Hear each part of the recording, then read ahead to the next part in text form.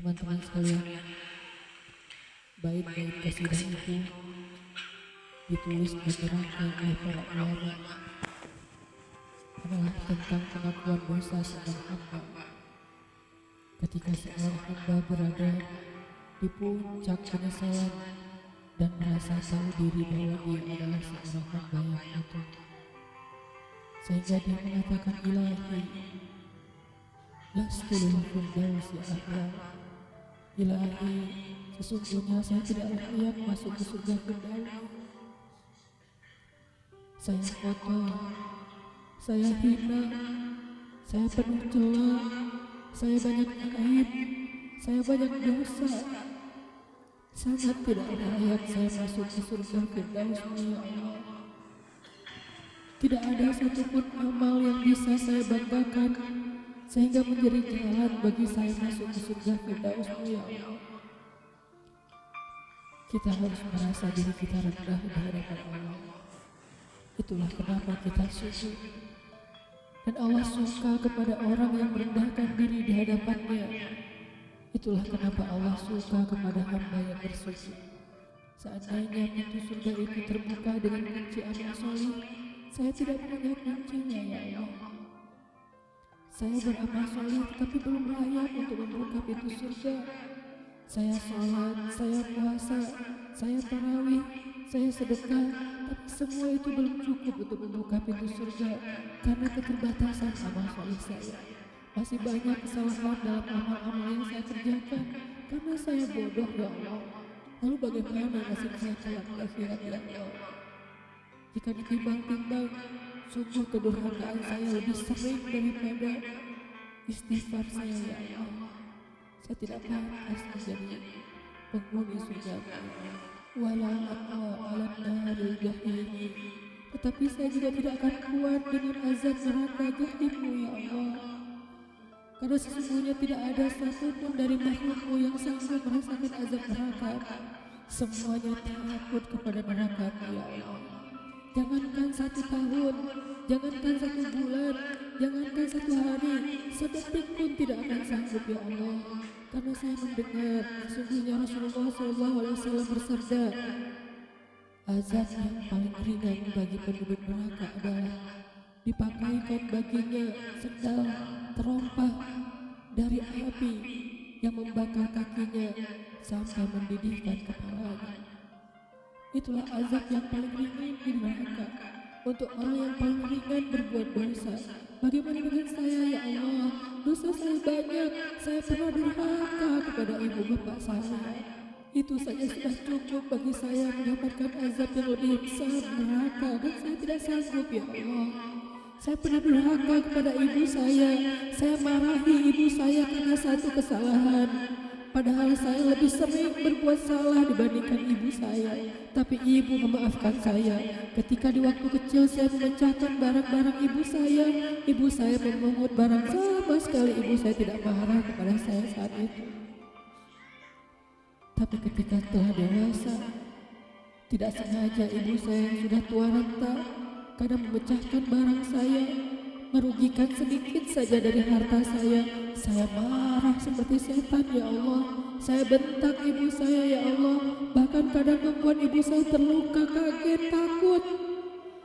Pantaskah seorang ibu merasa takut terhadap anak yang dia kandung 9 bulan, yang dia lahirkan dengan taruhan nyawa,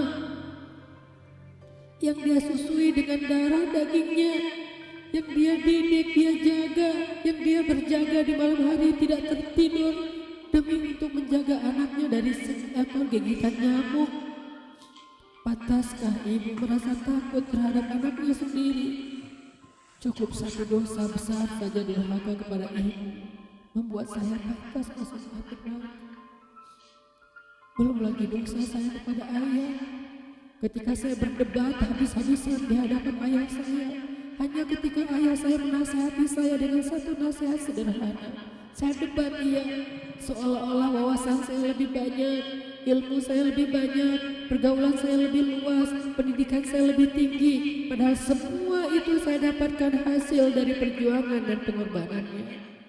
Ketika keduanya sudah menjadi tua dan lemah, kadang keduanya rindu kepada saya, ya Allah. Mereka memberi kami pesan, ya Allah. Mereka bertanya, bagaimana kabarmu anakku? Tapi kami tidak peka. Hati kami tertutup dengan ego dan sombong. Kami tidak bisa membaca teks itu dari perasaan mereka. Kami hanya membaca teks mereka dan tidak segera membalasnya. Kami anggap teks dari orang tua kami tidak penting, masih bisa ditunda untuk dijawab nanti sore. Padahal mereka sedang kangen, sedang rindu kepada kami. Mereka tidak mengatakan kami rindu kepadamu wahai anakku, karena mereka tahu kalimat itu akan mengganggu kami. Kalimat itu akan menjadikan hari kami tidak lagi mudah. Kalimat itu akan merusak konsentrasi kami dalam bekerja. Kalimat itu akan menghalangi banyak urusan kami, sehingga mereka menahan diri. Mereka hanya bertanya apa kabar kami. Lalu kapan kami berbakti kepada mereka, ya Allah? Sampai seusia ini kami masih merepotkan mereka, ya Allah. Kapan kami akan berbakti kepada mereka? Rasanya kami lupa. Entah kapan kami pernah memijat kaki mereka setelah mereka seharian bekerja. Entah kapan kami pernah memberikan minuman hangat untuk mereka. Kami durhaka kepada orang tua kami, ya Allah. Bahkan setelah mereka wafat, kami lupa mendoakan mereka di dalam salat kami. Harusnya kami disiksa di api neraka, tetapi kami tidak kuat, ya Allah. Belum lagi durhaka, kedurhakaan kami yang lain, dosa-dosa besar kami yang lain. Kami pernah bermaksiat kepada-Mu diam-diam, ya Allah. Kami pernah berbuat dosa diam-diam, dan padahal kami tahu itu dosa besar.